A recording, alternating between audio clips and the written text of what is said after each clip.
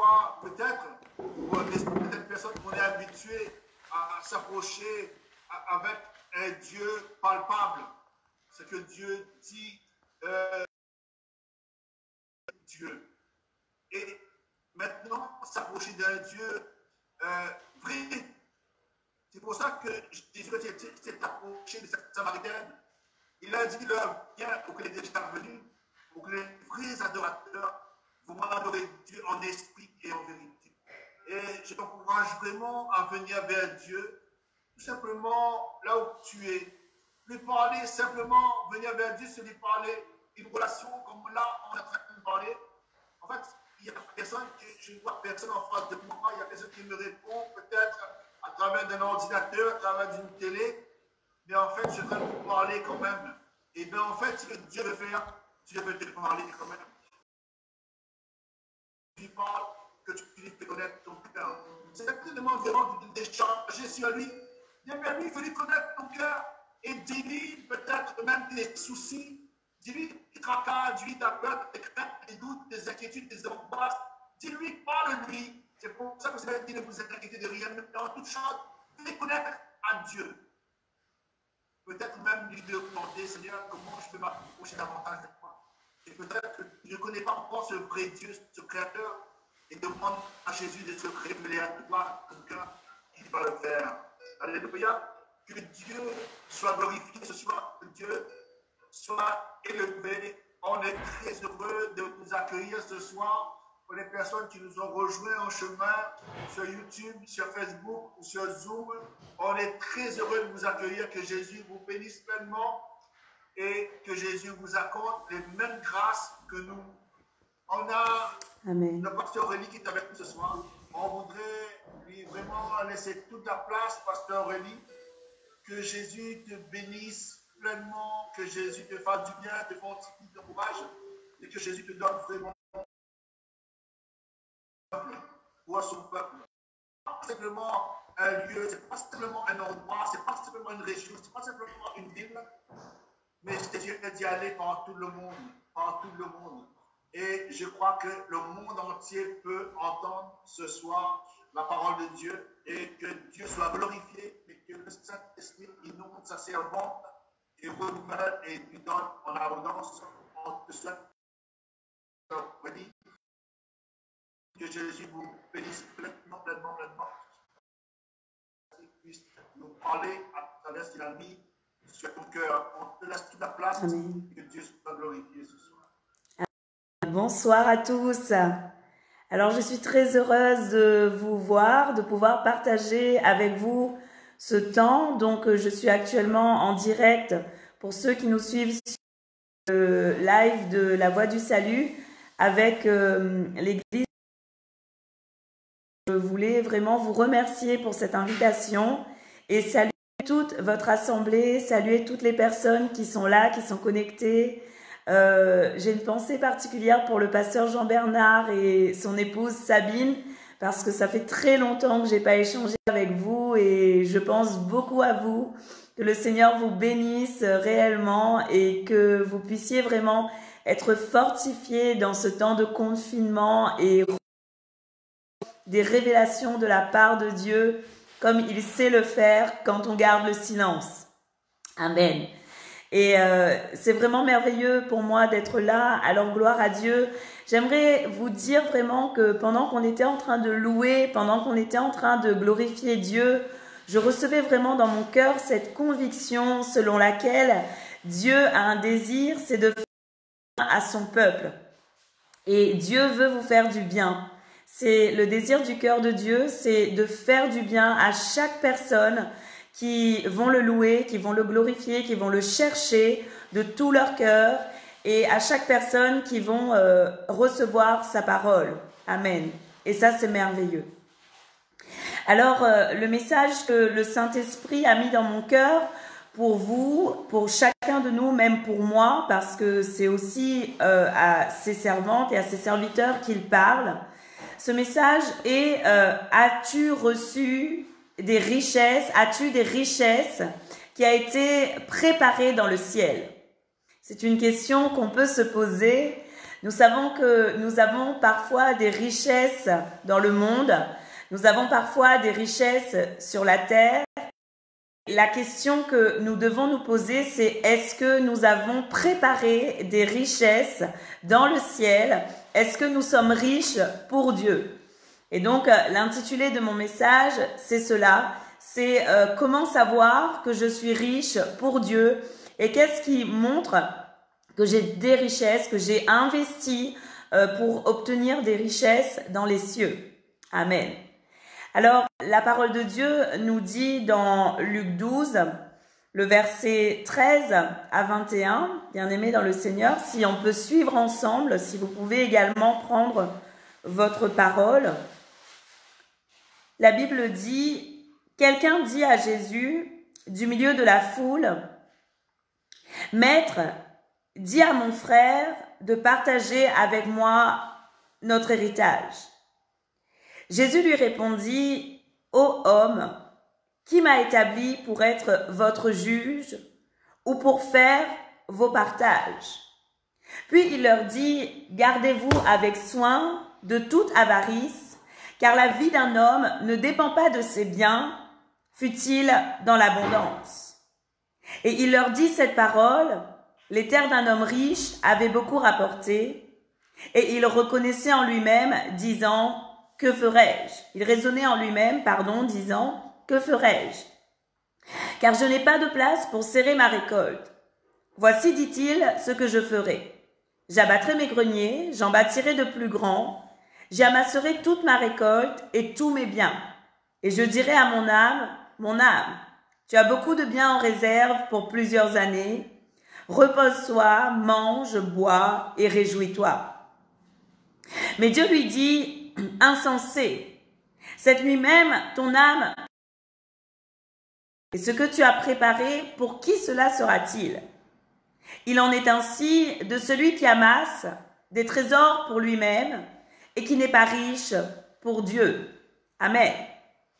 Alors, bien-aimés dans le Seigneur, lorsqu'on regarde ce passage de la parole de Dieu, Luc 12, le verset 13 à 21, la première chose sur laquelle on peut être interpellé, ou en tout cas moi, c'est ce qui m'a interpellé, c'est que beaucoup de personnes aujourd'hui, pour que Jésus-Christ traite les situations de leur vie courante, de cet homme qui est venu à Jésus pour lui dire, « Maître, il faut que tu aies de partager avec moi notre héritage. » Et en fait, ce n'est pas mauvais de venir à Jésus pour des besoins spécifiques. Au contraire, lorsqu'on a besoin de quelque chose, il nous dit lui-même dans sa parole, « Demandez et vous recevrez, cherchez et vous trouverez, frappez et l'on vous ouvrira. » Donc c'est réellement ce que Dieu nous dit. Mais ce qui est mauvais, bien-aimé dans le Seigneur, c'est de ne chercher Dieu que pour des besoins spécifiques. C'est-à-dire quand j'ai besoin de quelque chose, je viens à lui et dès que tout va bien, dès que je suis comblée dans mes besoins physiques, dans mes besoins sociaux, je me dis en moi-même, bon c'est bon, je peux continuer à faire ma journée et investir dans ma vie courante. Mais cette parole de Luc 12, le verset 13, lorsque l'on voit la réaction de Jésus-Christ, lorsque cet homme a dit à Jésus, « Seigneur, dis à mon frère de partager avec moi mon héritage, notre héritage. » Jésus-Christ, à aucun moment, n'a apporté de solution sur ce problème. Regardez vous-même, Luc 12, verset 13 et les versets suivants. Jésus-Christ a commencé à parler sur ce problème. À aucun moment, il a commencé à dire, voilà ce que tu vas faire. Il n'a pas du tout cherché à traiter cette situation. Et qu'est-ce que Jésus a dit? Jésus a répondu à cet homme en disant, qui m'a établi en réalité, qui m'a appelé pour traiter les affaires? Il dit, qui m'a établi pour être votre juge ou pour faire votre partage? Et ça a été la réponse de Jésus. Aussitôt, lorsque lui, il parle de son héritage, lorsque lui, il parle de ses besoins physiques, lorsque lui, il parle de son problème, Jésus-Christ dit, mais qui m'a établi pour traiter votre problème d'héritage? En réalité, lorsqu'on lit cette parole, on peut implicitement comprendre le cœur de Jésus-Christ, ce que Jésus-Christ a voulu faire. Et ce que Jésus-Christ a voulu faire, en réalité, bien entendu, il voulait rapprocher le cœur de cet homme de la réalité du royaume des cieux, et il voulait rapprocher le cœur de cet homme de l'importance du pourquoi Jésus-Christ était venu sur la terre.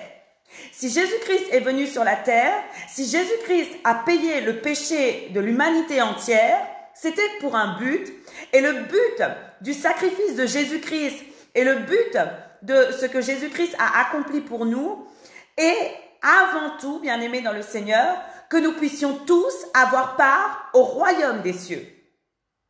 Et nous avons besoin de réellement comprendre que ce que Jésus-Christ a voulu faire pour chacun de nous, c'est que nous puissions, il a voulu agir, il est intervenu afin que nous ayons tous part au royaume des cieux.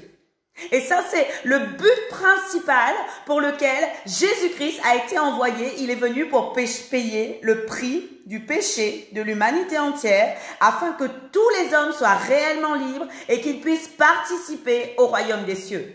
Amen. Gloire. Quelle a été la réponse de Jésus-Christ lorsque cet homme est venu dire à Jésus, « Seigneur, dis à mon frère de traiter mon héritage ». Jésus-Christ lui a répondu, lui a dit en réalité, qui m'a établi comme juge? Et qu'est-ce que Jésus voulait faire? Jésus était en train d'exprimer qu'il y a des situations dans lesquelles il n'y a pas forcément besoin d'un miracle de la part de Dieu. Il y a des situations dans lesquelles il n'y a pas besoin de l'intervention de la main de Dieu. Il y a des situations dans lesquelles il n'y a pas forcément besoin à ce qu'il y ait une intervention divine dans nos situations de nos vies, dans nos besoins. Mais ce que Jésus-Christ a voulu faire, il a voulu ramener cet homme dans le fait que s'il veut un partage de ses terres, il cherche un arbitrage. Et s'il veut un arbitrage, ça veut dire qu'il cherche un juge. Alors qu'est-ce que Jésus-Christ était en train de lui dire? Jésus-Christ était en train de lui ramener dans la manière de faire en ayant la sagesse de la parole de Dieu, la sagesse de Dieu, la connaissance de Dieu et la connaissance de comment le Seigneur traite les choses dans sa parole. C'est pourquoi que dans le verset 14, à un moment donné, Jésus dit: qui m'a établi pour être votre juge ou pour faire votre partage? Ce que Jésus a exprimé, il était en train de faire référence à une loi qui est inscrite dans Deutéronome 17, le verset 8 et 9, qui dit que lorsque quelqu'un a un différent de blessure ou qu'il y a des choses trop dures à juger, la parole de Dieu dit que le Seigneur avait demandé à Moïse d'aller voir des sacrificateurs, des Lévites, et c'était les sacrificateurs et les Lévites qui auraient la fonction de juge. C'était eux qu'il fallait consulter et que c'était ce juge, cette personne, qui ferait connaître la sentence. Ce que je veux vous dire aujourd'hui, bien-aimés dans le Seigneur, c'est à Dieu de traiter des choses qui pourrait très bien se traiter en ayant la connaissance parfaite de la parole.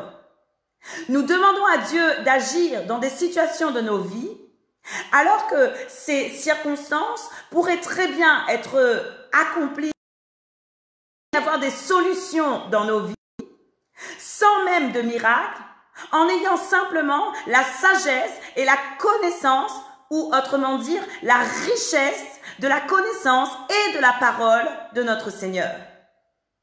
Et aujourd'hui, les hommes et les femmes, le peuple de Dieu aujourd'hui ne cherche plus vraiment à avoir la richesse de la connaissance de la parole de Dieu, à avoir la richesse des principes de Dieu, à avoir la richesse de à ce que l'on gère des choses selon lui, selon son cœur. Et le problème, c'est à cause de cela que l'on tourne nos yeux vers des problématiques du monde. Le diable peut facilement nous corrompre vers des problématiques du monde pour nous d'une seule chose qui est essentielle, la recherche du royaume des cieux. Et aujourd'hui, bien-aimés dans le Seigneur, voilà pourquoi je veux vous dire que nous avons un besoin et ce que nous devons faire, c'est impérativement être riche de Dieu. Être riche de Dieu et être riche pour Dieu. Nous avons deux choses à faire. La première, c'est que nous devons et être riches pour Dieu. L'apôtre Paul dira dans 1 Corinthiens 1, le verset 5, la Bible dit, car en lui, vous êtes comblés, ou vous avez été comblés de toutes les richesses qui concernent la parole et la connaissance. Alors, qu'est-ce que l'apôtre Paul dit? L'apôtre Paul dit, en lui, vous avez été comblés de toutes les richesses de la connaissance et de la parole de Dieu. Mais lorsque je vois parfois le peuple de Dieu venir apporter des sujets de prière ou des sujets de circonstances, ou nous expliquer des situations dans lesquelles ils sont, je peux assez facilement me dire, mais s'ils avaient la connaissance de la parole de Dieu, et s'ils savaient réellement ce que Dieu attendait d'eux, il leur serait beaucoup plus facile de traiter cette situation avec la sagesse de la parole de Dieu, la sagesse de Dieu, et ensuite ne chercher plus que la face de Dieu, afin que le Seigneur puisse les combler dans leur croissance et dans leur transformation pour qu'ils puissent devenir la stature parfaite de Jésus-Christ. Aujourd'hui, réellement, c'est un gros problème. Le peuple de Dieu manque de connaissance et de richesse de la parole de Dieu. Et voilà pourquoi, bien-aimés dans le Seigneur, j'aimerais vous dire que le temps n'est plus de se tourner simplement sur nos besoins personnels. Le temps de se tourner simplement vers comment je vais être comblé dans mes besoins sociaux. Le temps n'est plus de comment je vais être comblé dans ma vie de famille ou dans toutes ces choses. Bien entendu, c'est ce que Dieu veut pour toi, mais je crois que ça sera la conséquence ou cela sera le résultat de ce que le Seigneur va faire dans ta vie si tu cherches premièrement le royaume des cieux et la vie juste qu'il demande. Je crois que les biens que tu es en train de chercher, le bonheur que tu es en train de chercher, la grâce que tu es en train de chercher dans ta vie, se fera parce que tu auras cherché d'abord le royaume des cieux et la vie juste qu'il demande. Et lorsque tu auras la pleine connaissance de sa parole, lorsque tu auras la connaissance de sa parole et la sagesse de sa parole, le Seigneur va te combler de toutes les bénédictions qui sont inscrites dans sa parole. Voilà pourquoi, bien-aimés dans le Seigneur, je veux insister sur le fait que nous devons être riches de la connaissance de Dieu. Nous devons être riches de la connaissance de Dieu. L'ennemi ne pourra plus nous enfermer dans des faux problèmes si nous sommes riches de comment traiter cette situation. L'ennemi ne pourra plus nous enfermer dans sous des jougs étrangers si nous avons absolument, réellement le cœur de Dieu dans cette situation et si nous connaissons ce que dit la parole de Dieu par rapport à la situation dans laquelle je suis. Et j'insiste bien sur le fait qu'il y a des moments où dans notre vie, nous passons par des situations dans lesquelles nous n'avons pas besoin d'un miracle. Nous avons simplement besoin de connaître, d'avoir la connaissance parfaite de ce que Dieu dit dans sa parole. Peut-être que certains ne comprennent pas ce que je suis en train de dire en disant que mais on a tout le temps besoin de Dieu. Bien sûr, on a tout le temps besoin de Dieu. C'est une vérité, on a tout le temps besoin de Dieu.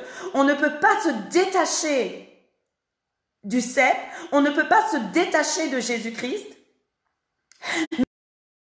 Dans certaines situations, tu n'as pas besoin de venir solliciter forcément un miracle. Tu n'as pas besoin de venir venir à Jésus pour avoir un miracle. Tu as simplement besoin d'avoir la connaissance de ce que Dieu attend de toi dans la parole. Vous voyez, lorsque il y avait des conflits dans l'église de Corinthe, la parole de Dieu nous dit, à un moment donné, il y avait des disputes entre le peuple de Dieu dans 1 Corinthiens 6, le verset 1 à 7.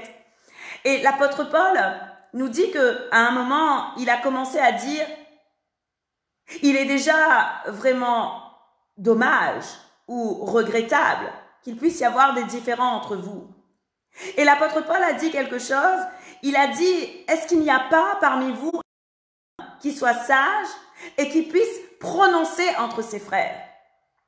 Lorsque le conflit a été présenté devant l'apôtre Paul n'a pas dit, bon, je vais prier pour vous pour que cette situation se règle. Vous comprenez ce que je veux dire? Il n'a pas dit, je vais prier pour vous pour que cette situation se règle. Il a dit, est-ce qu'il n'y a pas un homme suffisamment sage pour que cette situation soit réglée? Et aujourd'hui, bien-aimés dans le Seigneur, nous avons besoin d'être riches de Dieu, de la sagesse de Dieu, du caractère de Dieu, de la nature de Dieu, afin de pouvoir ensuite aller dans des domaines spirituels dans lesquels le Seigneur nous appelle. Je crois que bien souvent, nous sommes trop tournés vers nos problématiques. Nous sommes trop tournés vers nos besoins de ce monde. Et à cause de ça, nous manquons des révélations de la part de Dieu. À cause de cela, nous manquons le but de Dieu. Et à cause de cela, nous manquons les visions de la part de Dieu. Faites vous-même la différence. Aujourd'hui, le monde est arrêté, totalement arrêté.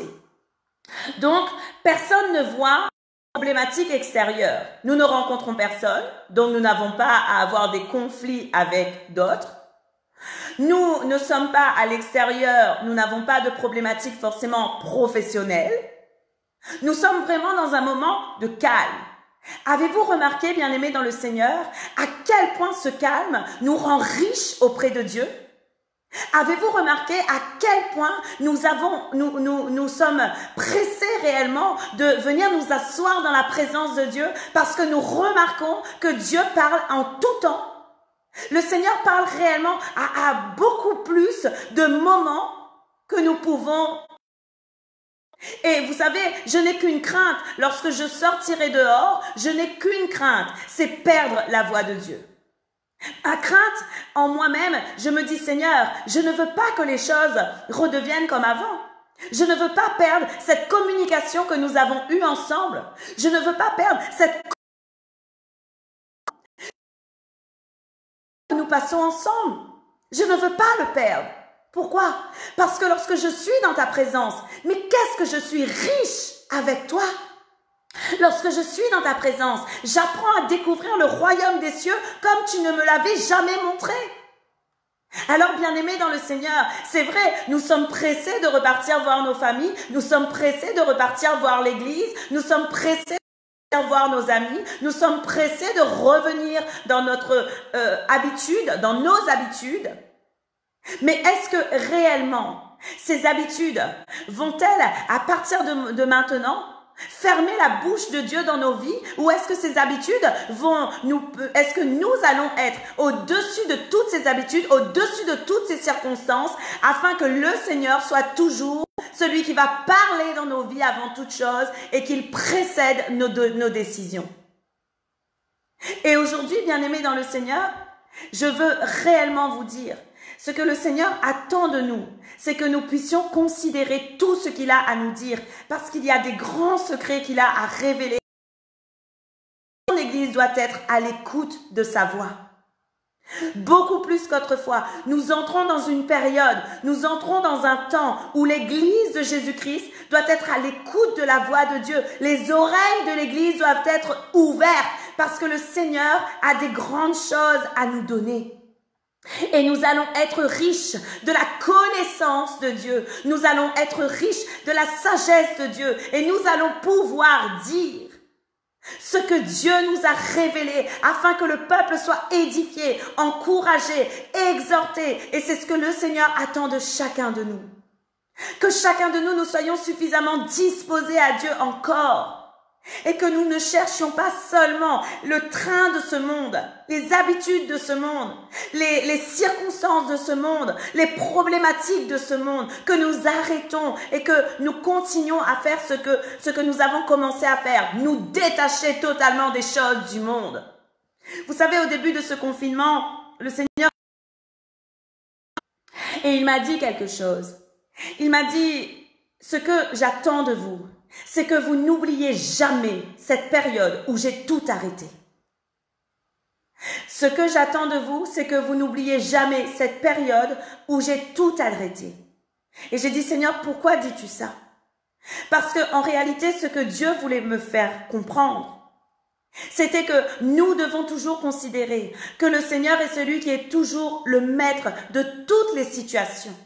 Et que nous avons une responsabilité, nous, Église de Jésus-Christ. Nous avons la responsabilité d'aller chercher les auprès de Dieu afin de pouvoir les donner en assemblée, mais pas seulement en assemblée, au travers de toute la vie dans laquelle nous sommes, que ce soit dans notre travail, que ce soit dans nos habitudes de vie, notre responsabilité est celle-là.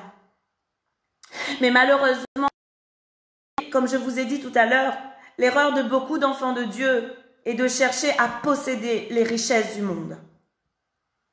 Nous cherchons à posséder les richesses du monde.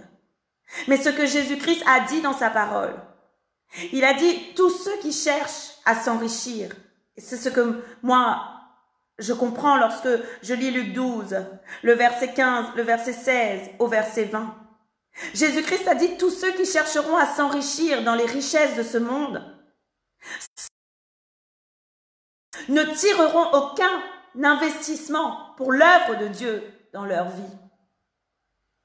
Tous ceux qui cherchent à s'enrichir des choses du monde sans être riches pour Dieu ne tireront aucun investissement pour le royaume des cieux. Il nous dit dans Luc 12, le verset 15, dans la version Bible français courant, la Bible dit « Attention, gardez-vous de tout amour des richesses, car la vie d'un homme ne dépend pas des siens, des biens, même s'il est très riche. » Vous savez, il y a un psaume, je crois que c'est le psaume 62, le verset 11, qui dit que lorsque les richesses s'accroissent, n'y attache pas ton cœur. Autrement dit, Dieu n'est pas contre l'argent, Dieu n'est pas contre la richesse, mais lorsque les richesses s'accroissent, nous ne sommes pas appelés à attacher nos cœurs à ces richesses. La parole de Dieu nous dit ensuite dans le verset 16 à 20, il dit, et il leur dit cette parabole, les terres d'un homme riche avaient beaucoup rapporté. Et il raisonnait en lui-même, disant, que ferai-je? Car je n'ai pas de place pour serrer ma récolte. Voici, dit-il, ce que je ferai. J'abattrai mes greniers, j'en bâtirai de plus grands, j'y amasserai toute ma récolte et tous mes biens. Et je dirai à mon âme, tu as beaucoup de biens en réserve pour plusieurs années. Écoutez bien ceci.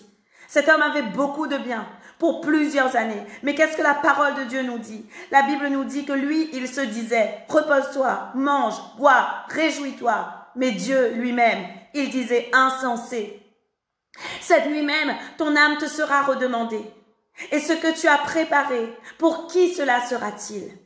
Bien-aimés dans le Seigneur, je sais que ce n'est pas un jugement de Dieu ce que nous vivons. Hein. Attendez, c'est pas ce que je vais dire du tout. Mais ce que n'est-ce pas un son de cloche de la part de Dieu qui dit « Combien de temps as-tu pris pour t'occuper des choses de ce monde?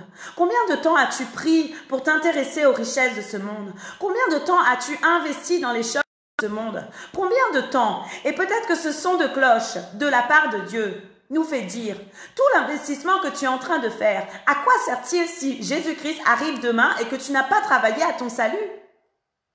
À quoi sert-il si Jésus-Christ arrive prochainement après-demain et que tu n'as pas travaillé à ton salut? Cela ne sert à rien. Et la parole de Dieu nous dit que dans les derniers temps, il sera comme au temps de Noé. Les gens vont manger, vont boire, ils vont se marier, ils vont faire tout ce qu'il y a à faire dans le monde et Jésus-Christ reviendra et les personnes seront surprises. Alors, bien-aimé dans le Seigneur, je sais que tu as donné ta vie à Jésus et c'est très bien. Mais ce que je veux te dire aujourd'hui, reste pas dans une relation avec Jésus-Christ dans « donne-moi, donne-moi, donne-moi, donne-moi ». Mais entre dans une relation avec Jésus-Christ où tu vas commencer toi-même maintenant à être riche pour Dieu et non pas à ce que Dieu t'enrichisse des choses du monde simplement. Je crois réellement que c'est important. Le verset 21 dit « Il est ainsi de celui qui amasse des trésors pour lui-même et qui n'est pas riche pour Dieu ». Et comme je vous ai dit tout à l'heure, ce que nous demandons principalement dans nos vies, une situation financière plus stable, un confort pour notre vie, nous combler pour nos besoins physiques.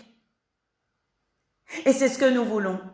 C'est ce que la majeure partie des hommes et des femmes attendent lorsqu'ils viennent à Jésus-Christ. Mais ce que Jésus a dit dans Matthieu 6, verset 30, il a dit « Cherchez d'abord le royaume des cieux et la vie juste qu'il demande, et tout le reste, toutes ces choses vous seront données par-dessus tout. » Bien-aimés dans le Seigneur, une question qui a résonné dans mon cœur. Sommes-nous riches pour Dieu? Sommes-nous riches pour Dieu? Certains diront oui, d'autres, la réponse sera évidemment non. Mais ce n'est pas grave, ce que le Seigneur veut aujourd'hui, c'est simplement que tu en prennes conscience et que tu puisses maintenant investir dans les choses de Dieu. Alors la première chose que j'aimerais vous dire, pour pouvoir être riche pour Dieu, et la première chose qu'il faut faire, nous avons besoin de comprendre que nos investissements terrestres et charnels ne peuvent pas nous permettre d'être riches pour Dieu. Le verset 8, « Celui qui sème pour sa chair moissonnera de la chair la corruption. » Et la parole de Dieu nous dit, dans 1 Jean 2, le verset 17, la Bible dit « Le monde passe et sa convoitise aussi. » Mais la parole de Dieu dit « Mais celui qui fait la volonté de Dieu demeure éternellement. » Lorsque la parole de Dieu nous dit « Le monde passe et sa convoitise aussi », nous devons être conscients que nous ne resterons pas toujours sur cette terre avec ce mode de construction tel que nous le voyons. Les bâtiments qui sont actuellement ne seront plus au moment du rétablissement de toutes choses.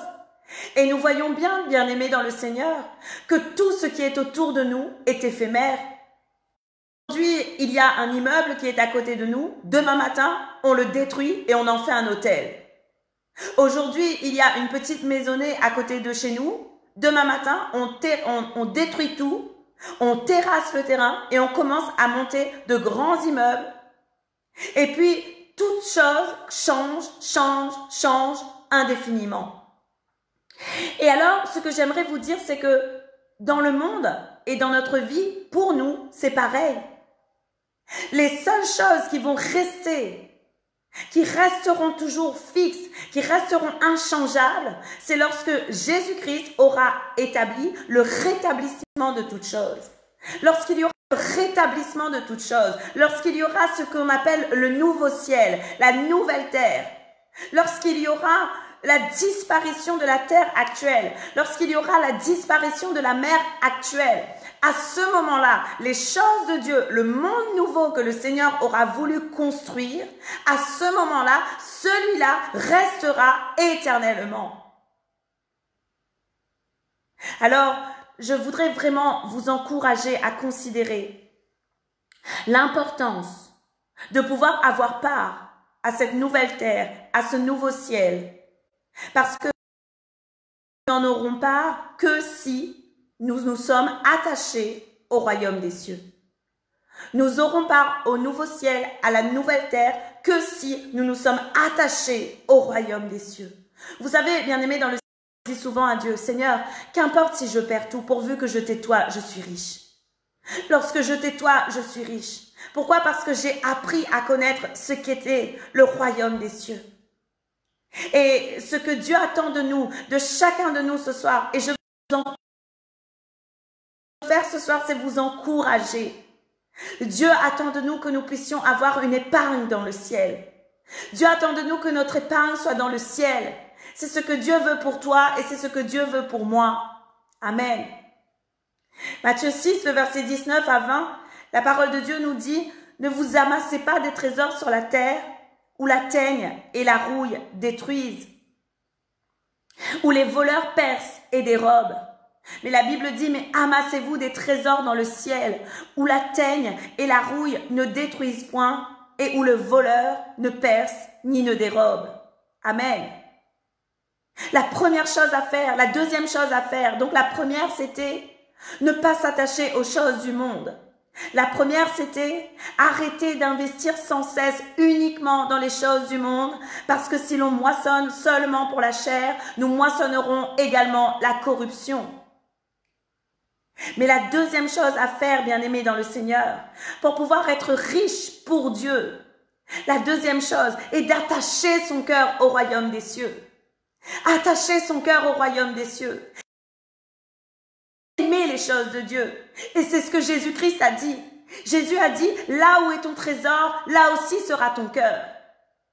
Et si mon trésor est le royaume des cieux, alors mon cœur va toujours être tourné vers le royaume, vers le royaume, vers le royaume. Et ma vie entière va être pour plaire et pour satisfaire les désirs de Dieu et les désirs du royaume des cieux.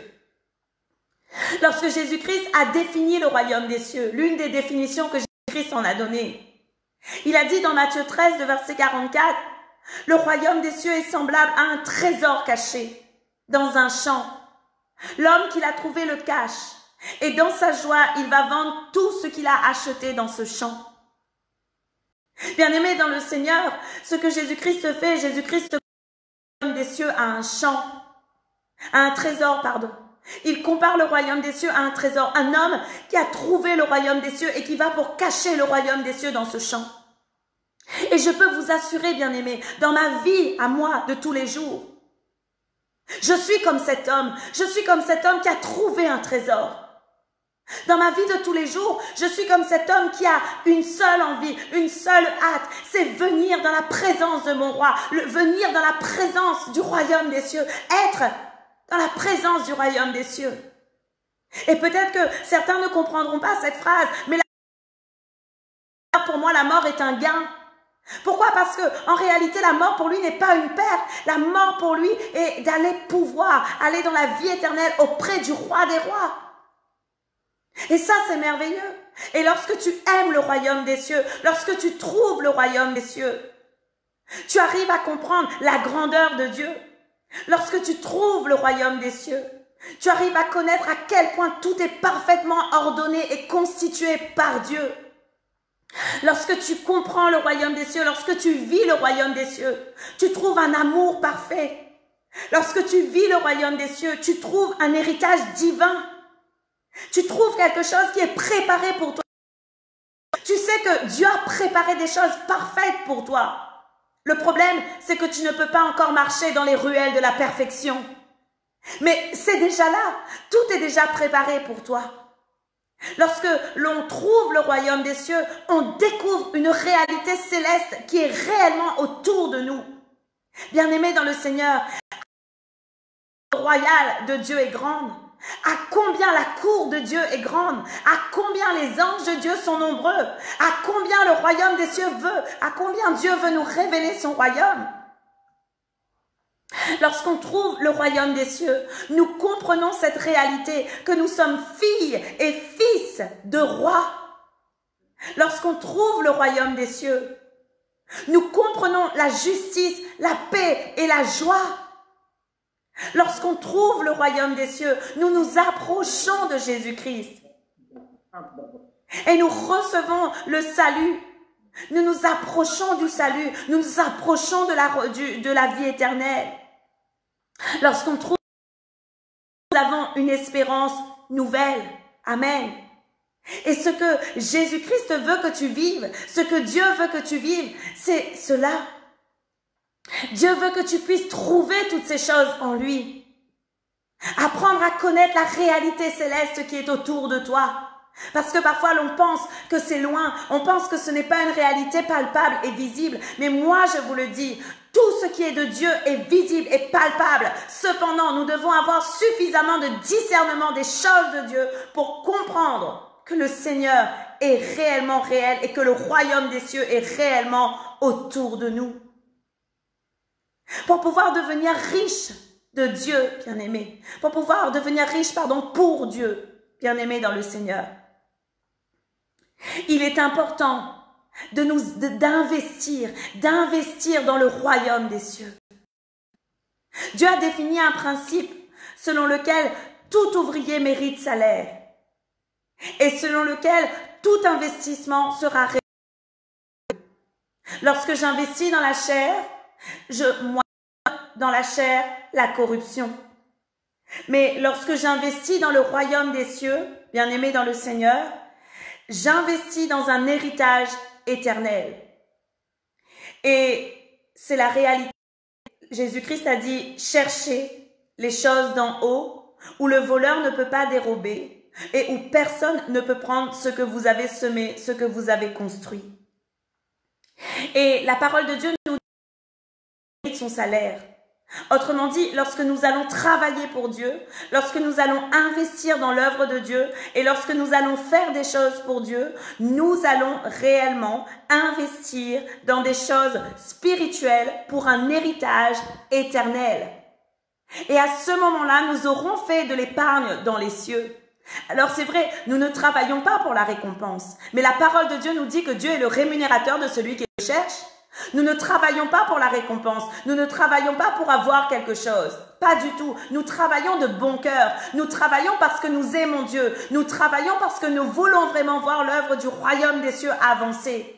Mais la réalité est que Dieu va rémunérer tous ceux qui travaillent pour lui réellement. C'est une vérité. Et lorsque nous sommes en train de travailler pour son royaume, lorsque nous investissons beaucoup plus de temps dans l'œuvre de Dieu, cet investissement est éternel. C'est ce que Galates 6 nous le dit dans le verset 8. Celui qui sème pour la chair moissonne de la chair la corruption, mais celui qui sème pour l'esprit moissonnera de l'esprit la vie éternelle. Amen. Ce sont des choses qui ne seront jamais dérobées. Ce sont des choses qui ne disparaîtront jamais. Ce sont des choses que personne ne pourra te voler. Ce sera un trésor que tu te seras toi-même constitué. Comment constitué? Par l'investissement que tu auras donné dans l'œuvre de Dieu. Et il y a plusieurs manières d'investir. Aujourd'hui, le peuple de Dieu ne comprend plus. Ils ne comprennent pas que pour que l'œuvre de Dieu avance, l'Église, le peuple de Dieu a besoin qu'il y ait aussi des finances qui soient investies dans le royaume des cieux. Vous savez, bien-aimés dans le Seigneur, je ne prêche pas du tout la prospérité. Mais ce que je suis en train de dire, c'est que le peuple de Dieu a besoin de comprendre également que le corps de Christ, que l'Église de Jésus-Christ, que l'œuvre de Dieu a besoin que l'on investisse de tous les moyens que Dieu nous a donnés. Tous les moyens que Dieu nous a donnés, nous devons les mettre au profit du royaume des cieux. Et d'ailleurs, j'aimerais vous dire, si j'avais la possibilité de plus à Dieu, je le ferais. Pourquoi? Parce que je sais que ce que j'ai n'est déjà pas à moi. Ce que j'ai est à lui. Et ce que j'ai reçu, je l'ai reçu par lui, à cause de lui, grâce à lui.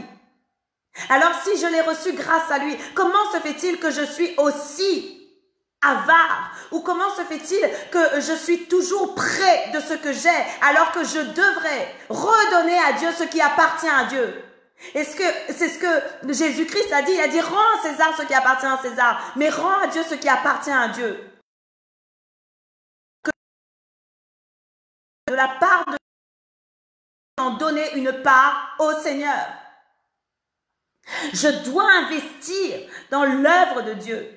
Et je dois semer beaucoup. Lorsque nous voyons l'agissement ou les actions bien-aimés dans le Seigneur, dans le royaume des cieux, les disciples ont investi de leur temps, ils ont investi de leur force, ils ont investi physiquement, ils ont investi dans dans le danger, parce qu'ils ont mis leur vie en danger. Ils étaient là et ils mettaient leur vie en danger. Ils n'avaient pas peur de s'exposer pour le royaume des cieux. Ils n'avaient pas peur. Mais ils n'ont pas fait que cela. Ils ont investi dans leur temps, ils ont investi dans leurs dons, dans ce que Dieu leur donnait. Il y avait un don qui était en eux, et gloire à Dieu. Ils ont investi de leur personne, mais ils ont investi aussi de leurs biens. La parole de Dieu nous dit dans Acte 2, le verset 45, tous ceux qui croyaient étaient dans le même lieu et ils avaient tout en commun. Ils vendaient leurs propriétés et leurs biens et ils en partageaient le produit entre tous selon les besoins de chacun. Donc, regardez vous-même. Parfois, nous sommes esclaves d'un travail parce que nous avons des crédits à payer alors que nous devrions Être libre pour pouvoir travailler pour Dieu. Il y a des personnes, il y a des ministères qui sont en train de mourir à cause de cela, à cause de mauvais des investissements qui n'ont pas été réfléchis dans la sagesse de Dieu. Et alors, qu'est-ce qui s'est passé? Il a été poussé à s'endetter dans des choses. Et alors, qu'est-ce qu'il fait? Il est obligé de travailler. Il est obligé pour payer ses dettes. Alors que ce que le Seigneur veut, il veut réellement que nous puissions plus nous investir dans l'œuvre de Dieu. Mais ce que le Saint-Esprit me fait comprendre, c'est de ne pas vous inquiéter. Le Seigneur va disposer de toutes choses afin que tout ce qu'il y a été fait par erreur, parce qu'il a pardonné toutes choses, parce qu'il a pardonné toute faute, tout ce qui a été fait par erreur, vous allez pouvoir agir dans l'œuvre que Dieu vous a donnée entièrement comme il veut que vous le fassiez dans le nom de Jésus-Christ. Amen. Et ça, c'est ce que Dieu veut pour vous. Alors, j'aimerais vous dire, bien-aimés dans le Seigneur, que nous sommes dans un temps où nous ne devons pas avoir peur. Nous ne devons pas avoir peur d'investir tout ce que nous pouvons, je le dis bien, tout ce que nous pouvons pour le royaume des cieux.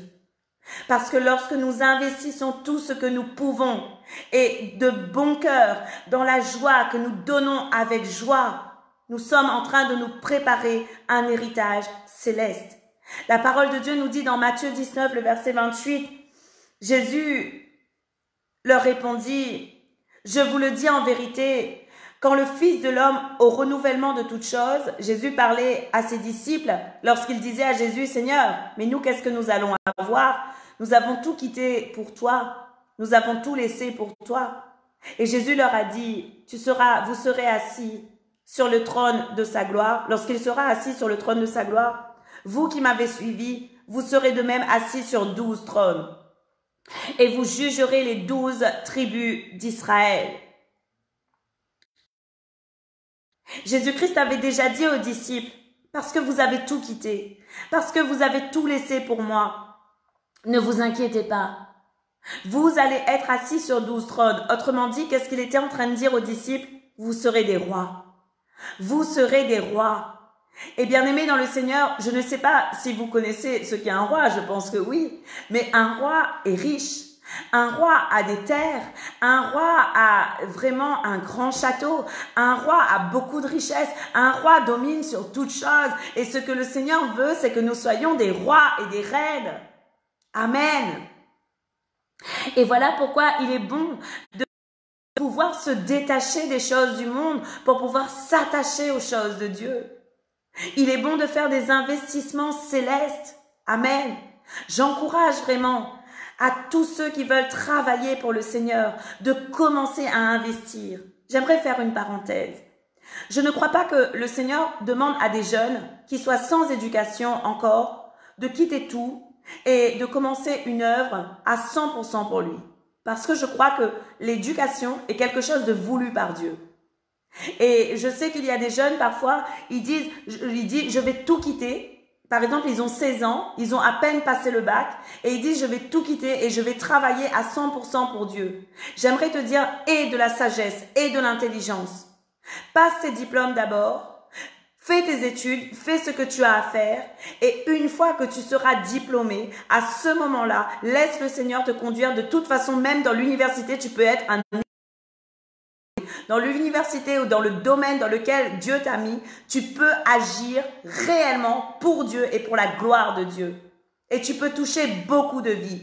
Alors travailler pour Dieu, ce n'est pas seulement être pasteur. Travailler pour Dieu, ce n'est pas que ça, mais tout investissement que l'on peut faire. J'aimerais vous encourager réellement aujourd'hui à investir, à aimer le royaume des cieux par-dessus toute chose. Parce que je crois que ce que nous allons mettre dans le royaume des cieux, nous allons le récupérer au centuple. Et c'est la parole de Dieu qui nous dit. Et nous pouvons investir de plusieurs moyens. Nous pouvons investir dans le spirituel. Nous pouvons investir dans le matériel. Nous pouvons investir dans le physique. Et nous pouvons investir même dans l'intellectuel. Et je crois que dans toutes les personnes qui m'écoutent, il y a des personnes qui sont plus à l'aise avec l'art. Il y a des personnes qui sont plus à l'aise avec le chant. Il y a des personnes qui sont plus à l'aise avec l'écriture. Il y a des personnes qui sont plus à l'aise avec des vidéos. Il y a des personnes qui sont plus à l'aise avec, je ne sais pas, peut-être des partages de la parole en groupe où vous vous filmez et vous partagez la parole. Dans toutes sortes de choses, il y a des domaines dans lesquels tu te sens mieux. Et dans ce domaine dans lequel tu te sens mieux, je veux t'encourager. Investis dans l'œuvre de Dieu. Investis dans l'œuvre de Dieu afin que le royaume des cieux puisse grandir par ton investissement.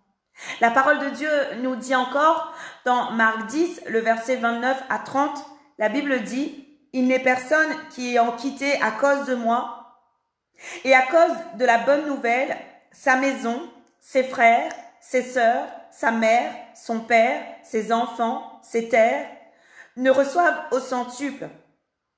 Présentement dans ce siècle-ci, des maisons, des frères, des sœurs, des mères, des enfants, des terres,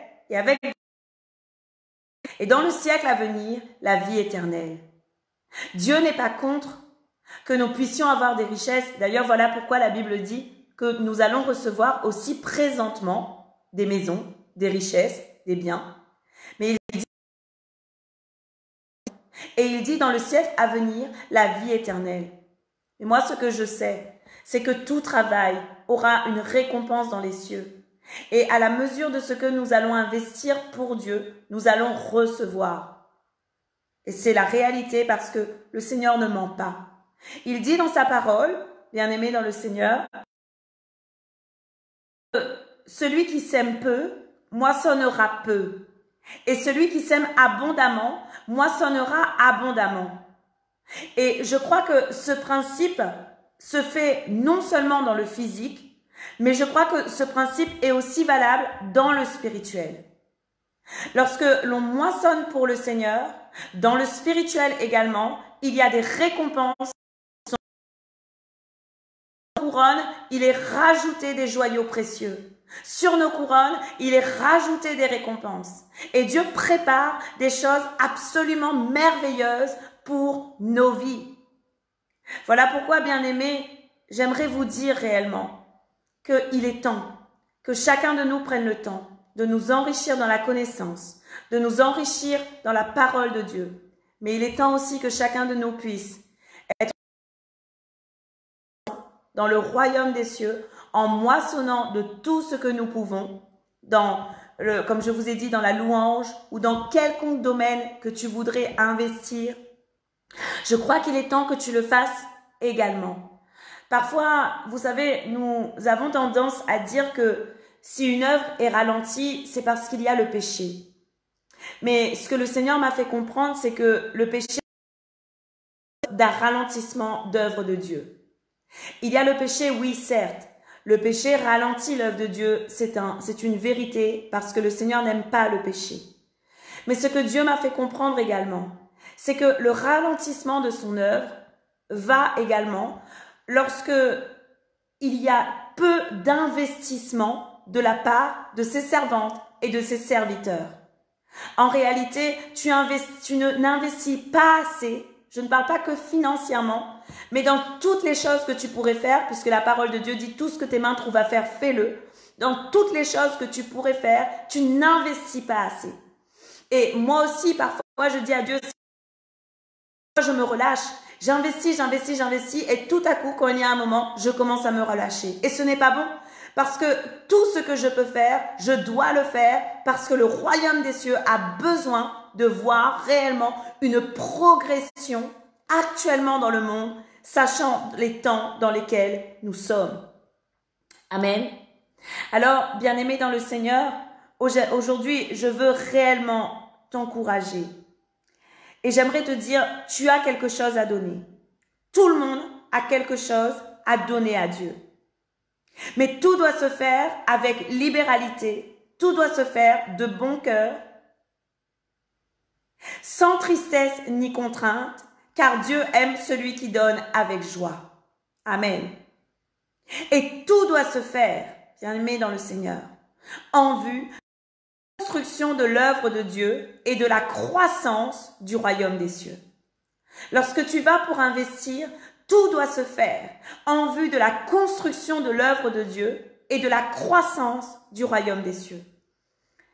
Pour ma part, je ne travaille que dans cet objectif. Mon but, c'est agrandir, c'est voir le royaume des cieux grandir. Mon but, c'est de construire l'œuvre de Dieu avec ce que je suis, une pierre vivante. Et j'aimerais te dire, bien-aimé dans le Seigneur, toi-même, tu es une pierre vivante. Et les pierres, on les utilise pour construire, pour monter des bâtiments, pour monter des édifices. Et j'aimerais t'encourager réellement à être la pierre vivante que tu dois être pour l'œuvre de Dieu. Amen. Gloire à Dieu. Que le Seigneur bénisse sa parole et que vous puissiez comprendre réellement que le Seigneur veut se servir de vous efficacement et que Dieu veut réellement que la gloire de son royaume puisse se faire au travers de vos vies. J'aimerais vous rappeler un verset de la parole de Dieu dans le psaume 115. C'est ce que je dis à beaucoup de personnes en ce moment. C'est ce que je prêche souvent parce que je me rends compte à quel point l'Église a un rôle important à jouer dans l'œuvre de Dieu. Le psaume 115, le verset 16, la Bible dit « Les cieux sont les cieux de l'Éternel, mais il a donné la terre au Fils de l'homme. Il a donné la terre au Fils de l'homme. Les cieux sont les cieux de l'Éternel, mais il a donné la terre à toi et à moi. Il a donné la terre à... Dieu va te dire « Qu'est-ce que tu as fait de ce que je t'ai des talents que j'ai mis dans ta main? Qu'as-tu fait des dons que je t'ai donnés? Qu'as-tu fait de la vie que je t'ai donnée simplement? Qu'as-tu fait du souffle de vie tous les jours? En quoi tu as investi? As-tu investi dans les choses du monde ou as-tu investi dans mon royaume? Alors, bien-aimé dans le Seigneur, puisque la terre, il l'a donnée au Fils de l'homme, je crois qu'il est important que les fils de l'homme montrent au monde la sagesse infiniment variée de Dieu, dans sa manière d'agir, dans sa manière d'investir, dans sa manière de travailler et dans sa manière de faire. Amen. Que le Seigneur vous bénisse pleinement. J'avais reçu quelque chose avant, si vous me permettez, Pasteur Henri, avant. Quand j'écrivais ce message, j'avais reçu à cœur de faire un appel pour des personnes qui... Peut-être que jusqu'à présent, ils n'ont pas pour le royaume des cieux. En fait, ils n'ont pas le temps pour les choses de Dieu. Ils se disent, je vais investir, je vais mettre de côté, je vais faire tout ce que j'ai à faire d'abord. Je répondrai à mon appel. Et je sais combien il y a des hommes, il y a des femmes qui ne répondent pas à l'appel de Dieu parce qu'ils sont attachés au monde. Et alors que le Seigneur est en train de dans une œuvre parfaite, il y a des personnes qui restent attachées aux choses du monde alors que Dieu a prévu mieux pour eux dans l'œuvre de Dieu. Alors, si c'est ton cas aujourd'hui, j'aimerais te ramener dans la parole de Dieu puisque la Bible dit que tu ne peux pas savoir de quoi demain sera fait. Et j'aimerais te dire que la Bible dit dans Hébreux 3, le verset 15, la parole de Dieu nous dit, si vous entendez la voix de Dieu aujourd'hui, n'endurcissez pas vos cœurs. Autrement dit, si ce message te concerne et si tu sais que tu as trop investi dans les choses du monde plutôt que dans les choses de Dieu et alors que tu as le potentiel pour investir dans l'œuvre de Dieu et que tu sais que Dieu a mis quelque chose déjà en toi, alors j'aimerais te dire, entends la voix de Dieu ce soir. Et réponds à ton appel, réponds aux besoins dans lesquels Dieu te sollicite. Parce qu'il y a des personnes ici, Dieu les appelle tous les jours. Dieu leur fait des appels par des personnes. Peut-être que le Seigneur te dit, fais une louange, apporte un message. Quelqu'un te sollicite tout. Et que toi tu te dis, oh non, mais non, je ne peux pas le faire, je ne peux pas le faire, je ne peux pas, ce n'est pas encore le moment, je ne sais pas le faire. Je n'ai pas envie de répondre à cela. Je crois que le Seigneur utilise aussi la voix des hommes et des femmes pour pouvoir t'encourager à rentrer dans quelque chose pour toi. Moi, ce que je fais en ce moment, j'encourage et j'ai encouragé beaucoup à notre assemblée. Je leur encourage à faire des témoignages, à envoyer des témoignages. Pourquoi? Parce que je sais que le témoignage encourage, exhorte et édifie les autres. Alors, peut-être que tu n'as pas encore fait ton témoignage, mais aujourd'hui, c'est peut-être le moment pour toi de prendre ton téléphone et d'enregistrer une petite vidéo d'un témoignage et d'envoyer à ton assemblée pour qu'ils puissent le voir, vérifier et ensuite peut-être le partager pour édifier les autres, je ne sais pas. Mais quel que soit ce que le Seigneur aura mis sur ton cœur, demande bien sûr l'approbation à ton pasteur, quel que soit ce que le Seigneur a mis sur ton cœur, parle-en avec les personnes, l'autorité de l'église locale. Demande-leur, est-ce que je peux engager cet investissement dans l'œuvre de Dieu parce que j'ai vraiment envie de le faire. Amen. La deuxième chose que j'aimerais te dire, le Proverbe 27, le verset 1er nous dit, ne te vante pas du lendemain, car tu ne sais pas tenter. Bien-aimés, apprenons à investir dans nos jours, de ce qui est vraiment important pour le Seigneur, et à gagner réellement dans le royaume des cieux un héritage qui ne périt jamais, un héritage éternel qui est pour nous et qui nous permet d'avoir part aux couronnes de justice, aux couronnes de gloire et aux couronnes de Dieu. Amen. Soyez pleinement bénis. Merci de m'avoir donné l'opportunité de vous porter ce message et je prie réellement que celui-ci vous a fait du bien. Soyez bénis. Amen.